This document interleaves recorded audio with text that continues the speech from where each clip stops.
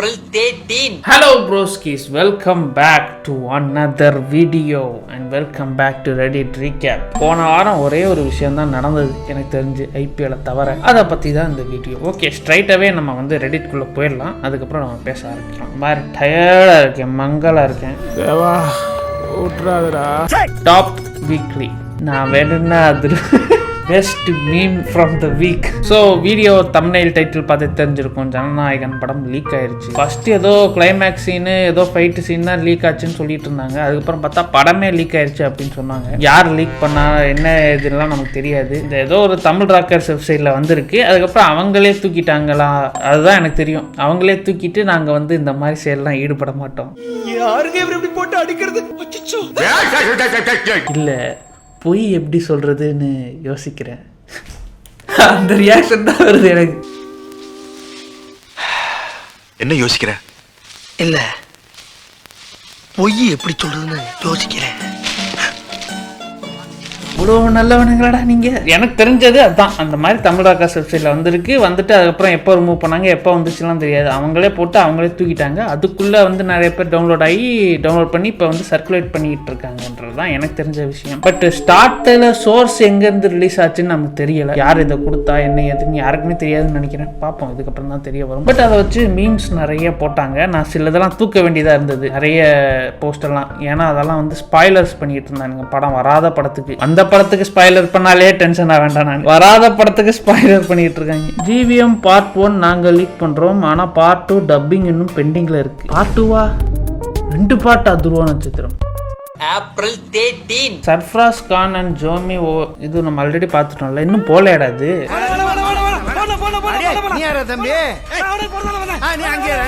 இன்னைக்கு ஒரு மேட்ச் நடக்குது, டிசி வர்சஸ் சிஎஸ்கே. அதில் சிஎஸ்கே ஜெயிக்குது, அவ்வளோதான்.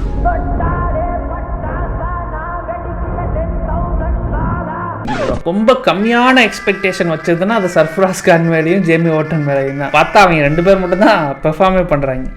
அவங்களுக்கு இருந்த 2 point cost wise.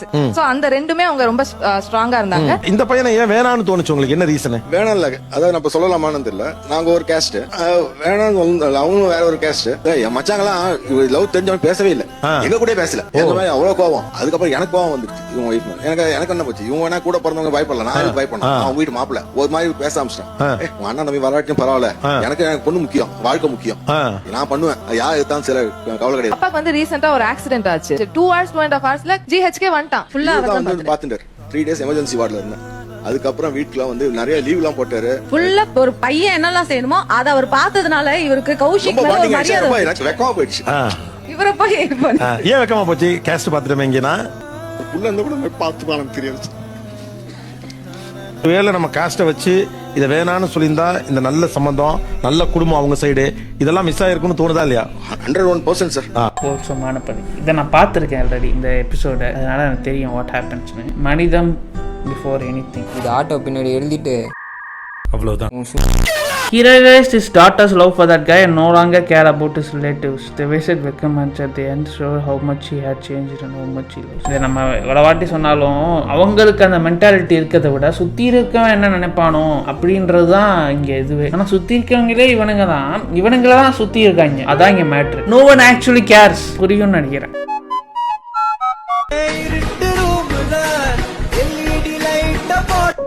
Not watching this shit. ஐயோ. Wait, was that actually him before? என்னடா இது ஜிம் கேரி க்ளோன்ன்ற மாதிரி பேசிட்டு இருக்கீங்க? அவர் தான்டா அது வெயிட் குறைச்சிட்டு வந்திருக்காரு. Was rapidly scrolling through Shalini saw this. Second I was like, is that really Ajay? Didn't even feel like the same person. The change is actually crazy though. ரேசிங்காக என்ன வேணா பண்ணுவோன்ற மாதிரி யாரு என்ன சொன்னாலும் படத்துக்காக எதுவுமே பண்ணல. ஐ மீன் ஃபிட்னஸ் ஃபிக்ஸ் பண்ணல. ரேசிங்னு வந்ததுக்கப்புறம் பார்த்தீங்கன்னா ஆள் அப்போலோ ஃபிட், ரோஹித் சர்மா மாதிரி. Priorities. That one friend who looks like a fraud but is actually a good person. CBFC, I owe you an apology. I wasn't familiar with him. நிறைய மீம்ஸா போட்டு தள்ளிட்டு இருந்தாங்க. இது என்ன படம் தெரியல ஆக்சுவலா. இது ஜனநாயகனா இந்த சீன்? இது ட்ரெய்லர்லயே வந்ததுன்னு நினைக்கிறேன். நான் முன்னாடி பார்த்திருக்கேன் இதை. Unexpected clash. அவனே வந்து எனக்கு தெரிஞ்சு எந்த ஒரு படத்துக்கும் வந்து இவ்வளோ கம்மியாக ப்ரொமோட் பண்ணி பார்த்தது இல்லை. பிஆர் படங்கள் நிறைய இது வரும், நிறைய யூடியூப் சேனல்ஸ் அது இதுன்னு நிறைய ப்ரொமோஷன் பண்ணுவாங்க. ஆனால் இந்த படத்துக்கு வந்து தள்ளி போய் இது ரிலீஸ் ஆகுதேன்றதே தெரியாத அளவுக்கு மறைமுகமாக ரிலீஸ் பண்ணதா எனக்கு தெரியுது. ஏன்னு தெரியல, படம் நானும் பார்க்கல, நிறைய பேர் பார்த்துருப்பாங்க. பார்த்தது உங்களுக்கு பிடிச்சதா இல்லையான்றத கீழே கமெண்ட்ஸில் சொல்லுங்க. யாருமே கிளாஸ் வரக்கூடாதுன்னு ரிலீஸ் பண்ணா அன்எக்ஸ்பெக்டடாக வந்திருக்காரு இவர். லீக் பண்ணது கூட Thursday நைட் லீக் பண்ணியிருக்காங்க பார்த்தீங்களா, வீக்கெண்ட் ஃபுல்லாக பார்க்கணும்னு. ஆக்சுவல் படத்தை ரிலீஸ் பண்ணுற மாதிரி ரிலீஸ் பண்ணியிருக்காங்க. யார் பண்ணான்னு தெரியல. கரெக்டாக லைக்கு கூட வந்து சண்டைக்கு விட்ட மாதிரி இருந்தது. பட் ஓகே, படம் நல்லா இருந்தால் போய் பார்க்க போகிறாங்க, இல்லைன்னா பார்க்க மாட்டாங்க, அவ்வளோதான். April 13. Jananayagan scenes leak. பிரச்சனை உங்களுக்கும் விஜய்க்கும் தான், ஏன் அப்பாவி பொதுமக்கள் உயிரோட.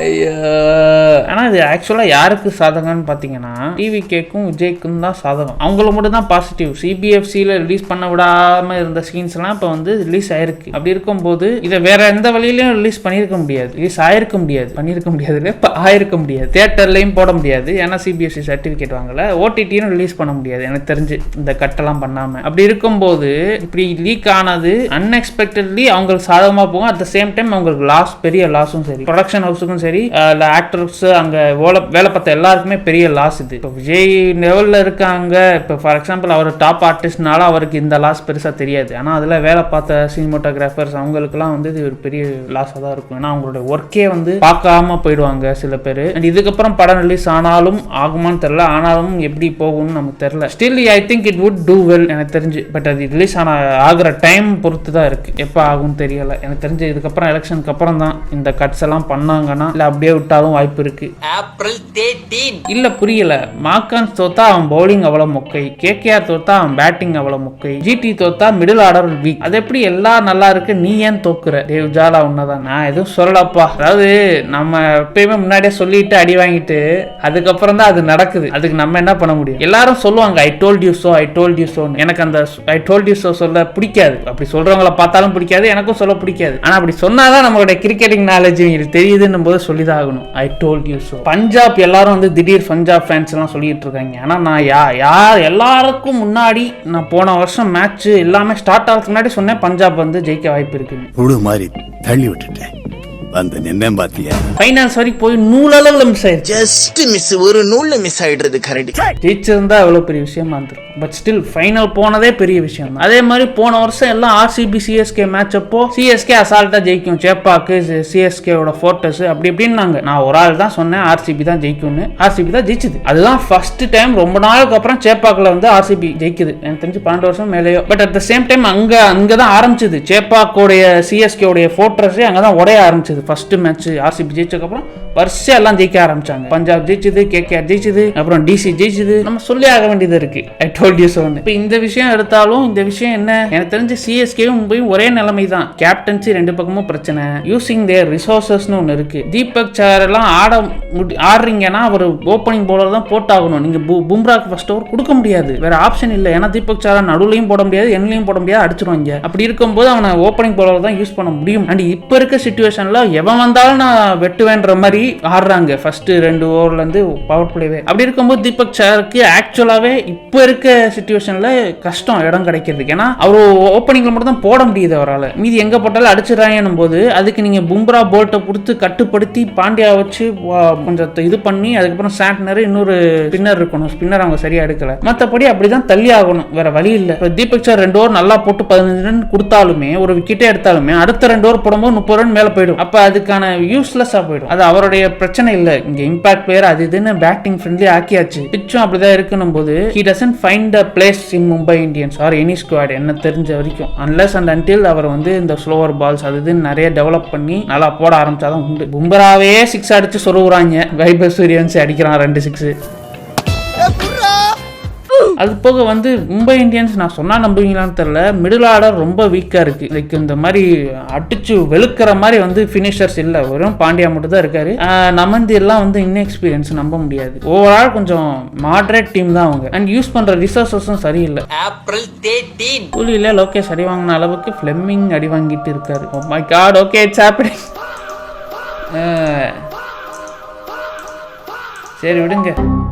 நான் தோண்ட அதாங்க வருது, வேற என்ன பேசுறது. பங்காளி பல்தான் டேஸ்டிங் அவர் multi pace duo Deepak and lord Thakur be like captain சரி விடுங்க.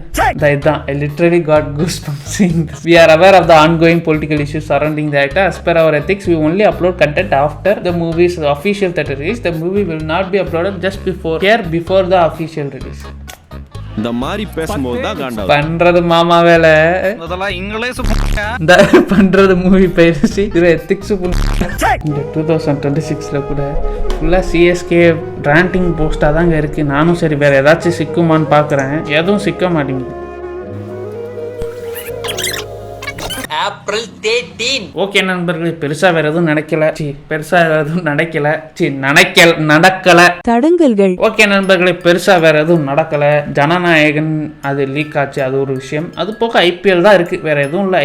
ஐபிஎல்ன்றத விட சிஎஸ்கே புலம்பல். மற்ற டீம் தோத்துச்சுன்னா அவன் தோக்குறான் அப்படின்றது புலம்பிட்டு தான் இருக்காங்க. மற்ற டீம் ஜெயிச்சாலும் ஐயோ அவன் ஜெயிக்கிறான்னு புலம்பிட்டு தான் இருக்காங்க. எல்லா பக்கமும் ஆடி ஜடேஜா அங்கிட்டு போய் நல்லா பெர்ஃபார்ம் பண்றான். எல்லாருமே சிஎஸ்கே விட்டு போன எல்லாருமே ரிஸ்வி நல்லா ஆடுறான். விட்டு போனவெல்லாம் வந்து நல்லா தான் ஆடிட்டு இருக்காங்க. தேஷ்பாண்டே நல்லா போட்டான் ஒரு ஓவர். மில்லர் ஆல்மோஸ்ட் ஜெயிச்சு கொடுத்தான் 2 ரன் 2 பால். மில்லர்லாம் எடுத்திருக்கான் 2 கோடிக்கு விட்டாங்க. எல்லாரும் எவன் கை விட்டு போனானோ எல்லாருமே பெர்ஃபார்ம் பண்றாங்க இங்க டீமை தவிர. பட் அது இன்னைக்கு மாறும். இன்னைக்குன்னா டிசிஐ மேட்ச்ல மாறும். நீங்க பார்க்க தான் போறீங்க. நான் வேற இவங்க ஜெயிப்பான்னு சொல்லிட்டே இருக்கேன் ஒரு மேட்சும், ஆனா ஜெயிச்சு தொலைகிற பாடு இல்லை. சரி பார்ப்போம். ஓகே நண்பர்களே, தேங்க்யூ ஸோ மச் ஃபார் வாட்சிங். இந்த வாரம் வந்து ரேட்டிங் வந்து நான் கொடுக்குற அளவுக்கு எதுவும் நடக்கல. சரி ஓகே நண்பர்களே, தேங்க்யூ ஸோ மச் வாட்சிங். போய் நிம்மதியாக தூங்குங்க.